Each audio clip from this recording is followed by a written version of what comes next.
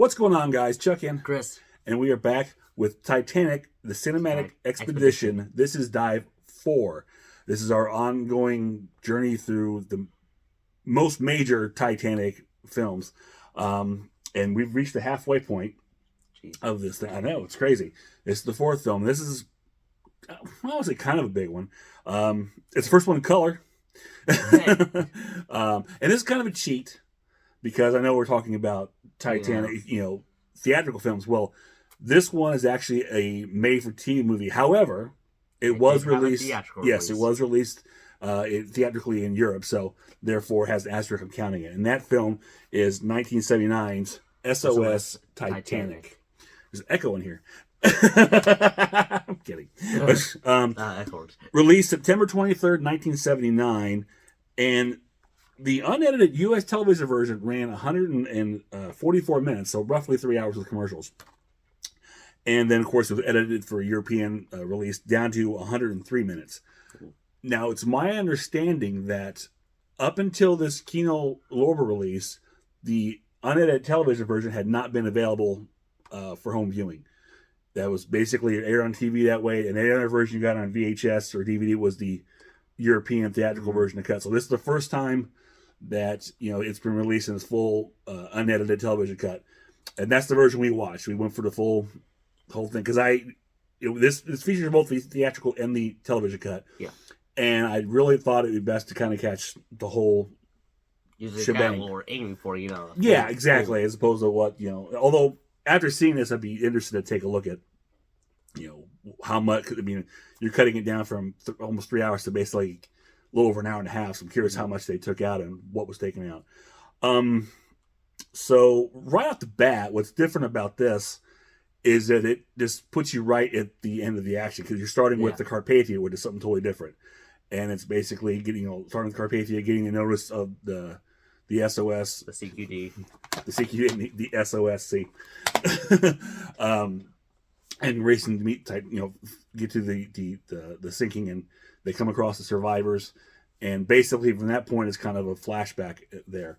Yeah. Which this works for me. This works is interesting and it's a different tone. However, it takes away the suspense of who's going to live or not because you're showing. They basically show you all the main characters that survived. Not all the main characters survived, but they show you major ones that survive right up front. So you're walking. You're not really or are they going to make it? You don't know. So what'd you think about that opening? Oh man, I completely forgot about the most of the main characters. Can't do this. Most of the main characters who died during who were there and who weren't there during the beginning. I just focus on one specific character. I forgot his name, but I do like those kind of openings though. Here's basically after. Of what happened is kind of like a flashback of what the entire movie is. Yeah, that's a good television trope.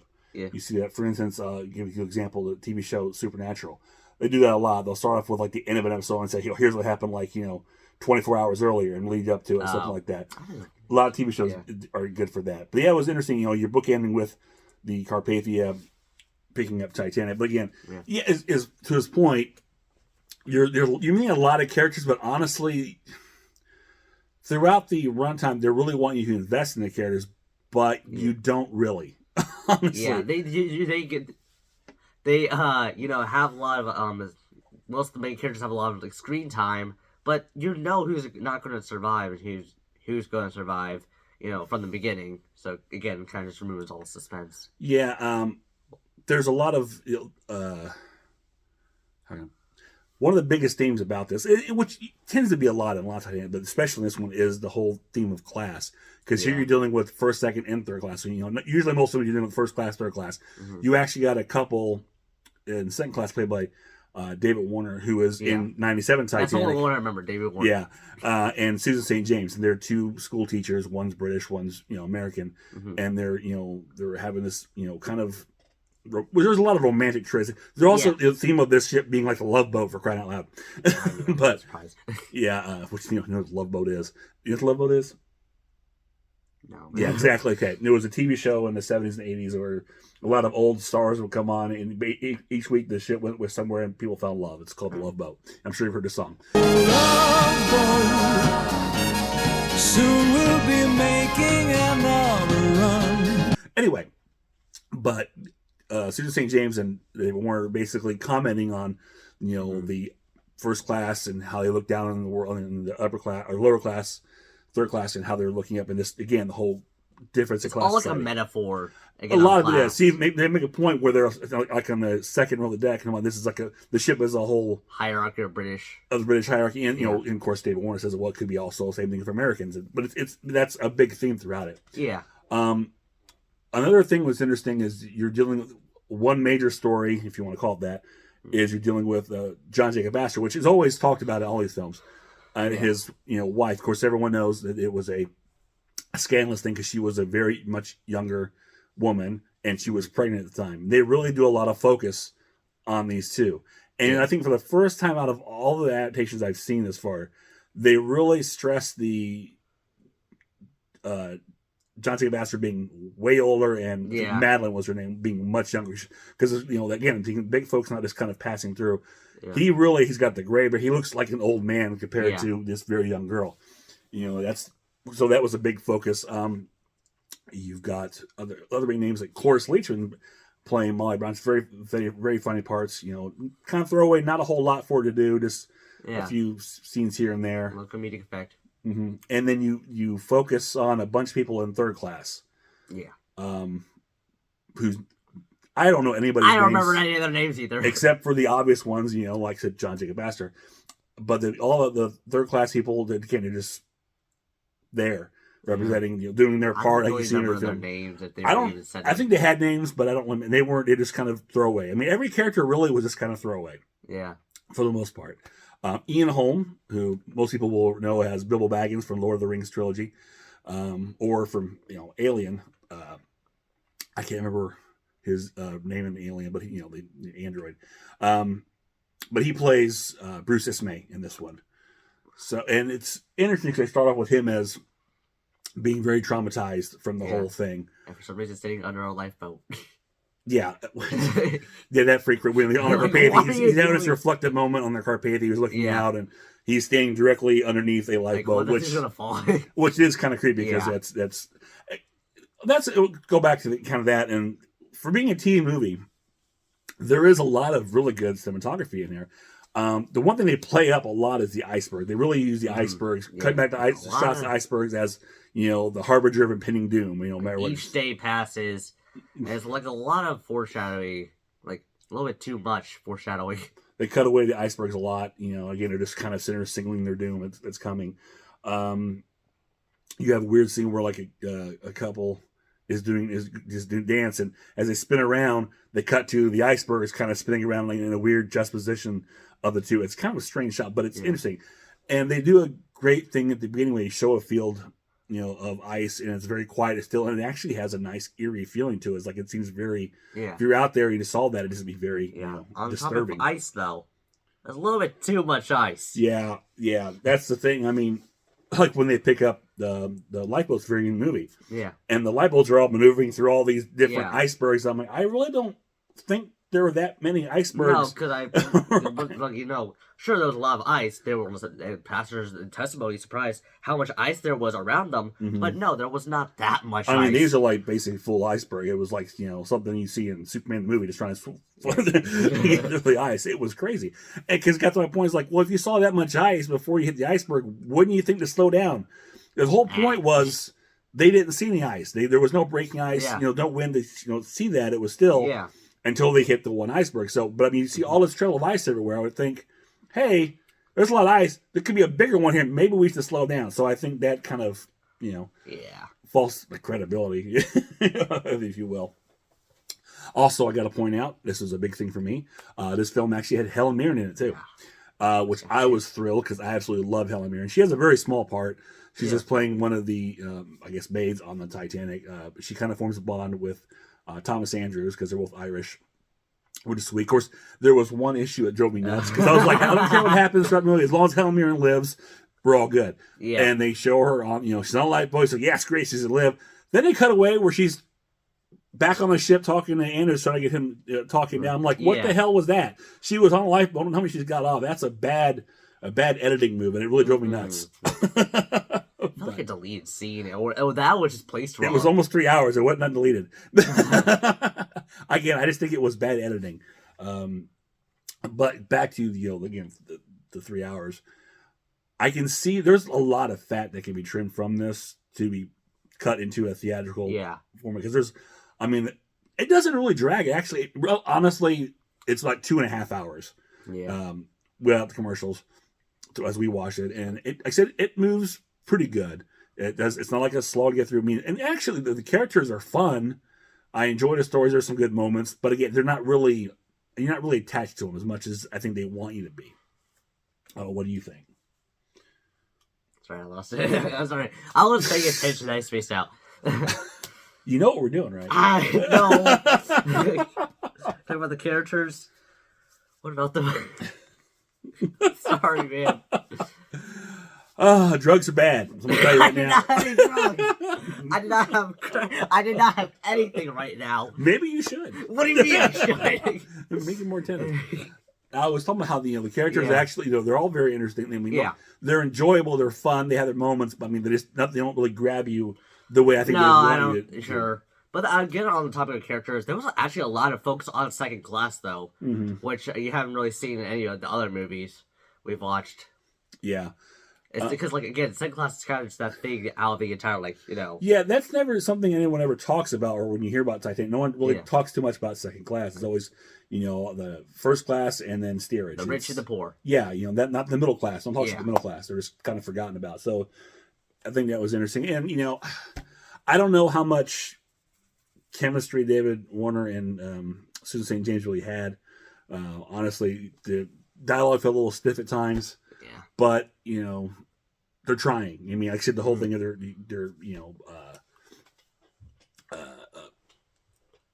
trying to, what's the word I'm looking for? I can't think of the word I'm looking for right now. But they're showcasing, this again. They're basically to just talk about the hierarchy like we talked about. That's to point that out. That's basically what they're doing. They're the observer, if you will, to the point even after when the last bookend when they're on the Carpathia, they get spoiler, they got again, of course it's not spoiler because at the beginning of the film they're shown alive. You knew it was going to happen. But they're talking about how the third class people won't really affect them because they were always afraid of how things. They're used to the struggles I've gone through on the ship. Whereas the first class, they won't. It's going to traumatize them because they're so used to everything being perfect and not having to worry about they've Paradise. Like I said, they've got their creature comforts, everything's good. What could possibly go wrong? And now their whole world is shaken. To the point where one of the characters at the end, when one of the ladies on the Carpathia is trying to comfort the wives of the the widows now, and saying got to understand Scott's plan and all that. And of course, the lady says God is dead. Not sank with the ship. Yeah, he sank with the Titanic, which I thought was very on the nose, if you will. Another issue that I had, again, this is something that's been a factor throughout the film, except for Night to Remember, was I didn't get that sense of urgency again with the sinking. Yeah. To the point we talked about the actual striking the iceberg was very anticlimactic. All this kind of tension and we hit it. Yeah, and I was like, did he hit it? I didn't really see it. Yeah, he kind of mumbles it, almost whispers. Because I actually thought he said we've had it. And Chris said, no, he said we hit it. Because, there's music's build up, there's coming to the ice, and we hit it. We did? I don't know. Wait, the music just quit, it was silent, and people were like, oh, what was that? That was it. That was that's probably one of the worst tension releases of the ice, or tension even building. Well, not building. Yeah, just one of the worst scenes I've seen of hitting the iceberg, and it was just I get it's TV, but something. Have some tension release, and not just we did it, we hit it. Yeah, oops. My bad. Minor Yeah, inconvenience. my bad. So yeah, again, the tension, like again, what was done so well in A Night to Remember, the panic and the fear as the lifeboats filled. That again, not really there. And I get it's a TV production, so you're very limited. But I still feel like they could have amped up the actors or something. Now, once the ship starts actually going to its death throes and really start sinking, it picks up a little bit. But again, it's not really. I don't know. You just don't feel the panic or dread. And then you get these weird shots of the boats, these superimposed images. Again, it's just 1979 special effects. Superimposed images of lifeboats. Now they're surrounded by iceberg, which weren't around, or ice, and over the ship. And it's a weird effect. Except with the boats being superimposed, you can kind of see through them, so it's a little transparent. As Chris pointed out, they look like hallucinations. Yeah, like ghosts. Yeah, but which is again that's the 79 technology for television. But the ship going down itself too was kind of anticlimactic too, and just And again, like that, the weird thing with the ship is that I swear, like the funnel was down almost all the way, and then it came back. The first funnel, all the way down, and then it came back up. It was like it just kept on almost tilting. It was like a bobber. Yeah, bobber. Yeah, and then eventually, first funnel went down, and then all thing. But again, that back of those shots behind the back of on the stern of the ship, it felt way too close to the water. Yeah, for about to even be down. Actually, the whole effect of Titanic itself on the water, and you see the Carpathia earlier on. Again, this is it's 1979 visual effects for television, but you can kind of see these are a lot of very superimposed shots without the use of a blue screen or whatever. I mean, I think blue screen was it wasn't fairly new, but to the extent when you would use it later on in the 80s is probably new. But a lot of that was optical effects, and because you see the ship as kind of like they just didn't belong in that space, so it really stuck out. Yeah. Let's see. Any other observations? There was actually a lot of accents. and I'm gonna gripe at that bit. It was not correct. About what? Okay, but the funny thing was, even though the band is correct, not correct, which I'm gonna gripe about until my music supervisor. I'm music guy. That's movie guy. The piano was kind of there for almost comedic effect, kind of, not really. Yeah, they had the band out, playing as usual, but someone rolled out a piano. I don't know how they got up there. Which was just strange, Yeah. Well, I'm sure it was already on the first class by the probably, yeah. Because it's it's something we used to have in my schools, the rolling pianos every floor of the I think there was like a piano on the first A deck. Yeah, so it was a stand-up piano and guys playing with the band, which is I don't recall a piano ever being with the band. No, there wasn't. But it was there, for like I said, when the ship starts. Sinking and tilting, it just basically loses them. It's almost comedic at some points until it takes one guy out, which is actually, I will say, there are a lot of shots where look brutal for some of the stunts, like the piano taking out a guy with some of the a guy being tossed from those damn collapsibles, which I hate the collapsibles boats. Trying to the whole concept of trying to tear those things down and pull them up. It looked like there was blood on the bottom of one of them. That could have been chip paint, but still. But you watch them take it every time you see it in any of these movies, it was bad. But this one was, people were just thrown completely off them, and those boats coming down on the people below. It just, there's a lot of good stunt work actually, which looked really intense. I think Chris pointed out this is probably the first time we focus on we see the scene where one lifeboat was about to come down. The lifeboat is about to get trashed on another lifeboat. Words are hard. I don't speak English. I'm not fluent in it. That's why I'm trying to do this so you can speak better. So you can speak more better. There's a reason why I take English on the weekend. Because that's something that they do show in James Cameron's Titanic, and it is an actual event. Speaking of that, there was something we also pointed out. Again, for the third movie in a row, we have people sitting around the table playing cards basically the whole film. Yeah. And I'm not this, again, an actual event like we thought. Yeah, because like I said, we saw it in the was it the 53? I think it was 40, 43, and then Titanic. No, it was in the not? it was in the 50 53 54 the 54, yeah. not the German one, the first the American Titanic, and then we saw it again in A Night to Remember. People playing cards just nonstop. They weren't the same characters, obviously, but they were someone sitting around a table playing cards nonstop. Yeah. And then here it is again. So it's not something they show like you see in James Cameron's Titanic. No. Which I'm surprised because there's so many other things in these movies that have been pulled and you see it in this film. Yeah. But it makes you wonder. I don't recall, but this was an actual anecdote maybe that happened where people were just playing this whatever card game. Or no, it's kind of just a trope they grabbed from each, like the previous movie. But it could be true too. And that was a kind of funny thing. Let's pull it over and do that. Who knows? But yeah, that was something that's interesting. They went with that whole thing again. Mm-hmm. They don't want to do too much with Thomas Andrews. This a little bit where he has this kind of connection with Helen Mirren's character, but they do have a scene that's very similar to what we saw in A Night to Remember and would see again in Titanic, where except for he's not at a clock, but he's staring at a picture, and Helen Mirren comes to him and basically kind of again after she's already been on the boat, but somehow she's back out. Yeah, that again. Basically telling him, you need to make a go forward. You need to try and save yourself, and he just kind of basically, no, I'm going to stay with the ship, kind of thing. You need to. It's very similar to, like I said, the scene in A Night to Remember with the couple and with Jack and Rose in Titanic, where he's fixing the clock, that whole thing. So yeah, I trying to think of anything else that could really stand out. You got anything else?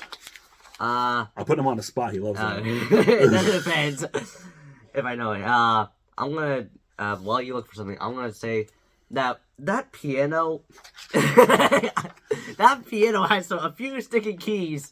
I did not like it. This is what he focuses on. The music side. Oh, but on the topic of music, I actually liked the music a lot. And it was a good score. It really was. It's probably the first one we've seen with an actual score. Yeah, the one that actually fills in spot. Because I remember, again, kind of really didn't really need it. Sure, it could have had it. But that one was fine because the action was there. Yeah. There was, again, not really much action, so the score kind of filled in those empty spots. Yeah, this was a lot more character driven. And again, the focus besides the whole idea of class was, again, it was basically the Love Boat. Mm-hmm. There was everybody looking for love. The relationships were being built. That's, a really strong theme that was going throughout this movie.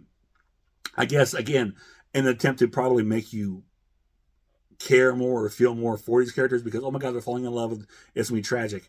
It didn't really quite pull it off, but I think that's what they were going for. So yeah, that's really all I got from that. Mm-hmm.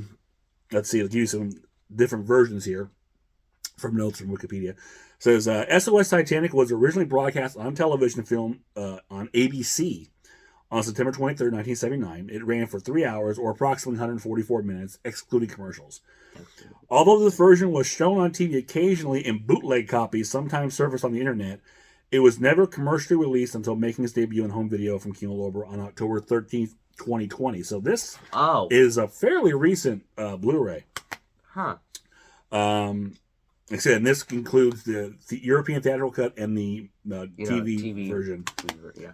And like I said, the TV version looked nice. I mean, we actually watched it up on the projection screen, which, I wasn't sure it's a TV movie, but it blew up pretty nice. Yeah, it had theatrical release. Yeah. In 1980, the film was edited to 103 minutes and released theatrically in Europe. So there you go. Mm-hmm. This version has been released on DVD globally, including the UK, in April 2012 by Studio Canal. In the shorter version, some storylines were completely cut. So I might have to go back on that and just see what actually was cut. Because like I said, there's a lot of fat in that really could be cut. And then in most 1980s and 90s VHS video releases were edited 98 minutes. So think about that, 144 minutes to 98 minutes. That's a lot of time. That's a lot of stuff cut. So I'd be really curious to see what they chopped out. How much, like I said, a lot of fat chopped out of that. Okay, so with all that being said, do you have any final thoughts or feelings on S.O.S. Titanic?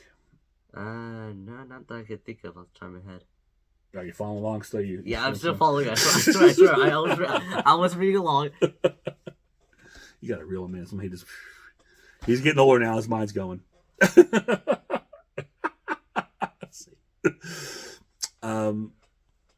What? Okay, so then, what's your overall impression of it?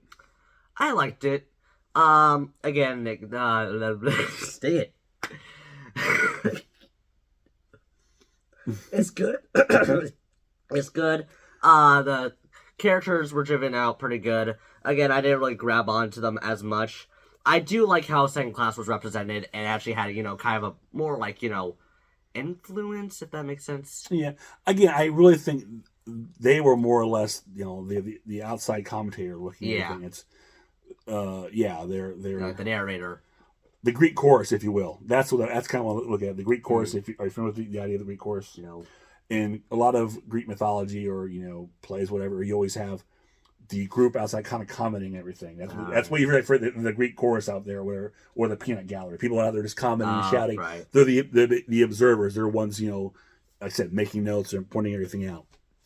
And that's definitely what the second class, because again, they're in the middle. Yeah. You're looking at up at the first rich, class, and then the steer rich poor. So it makes perfect sense that they would do that. So yeah, and I agree. I think I actually enjoyed this a lot too.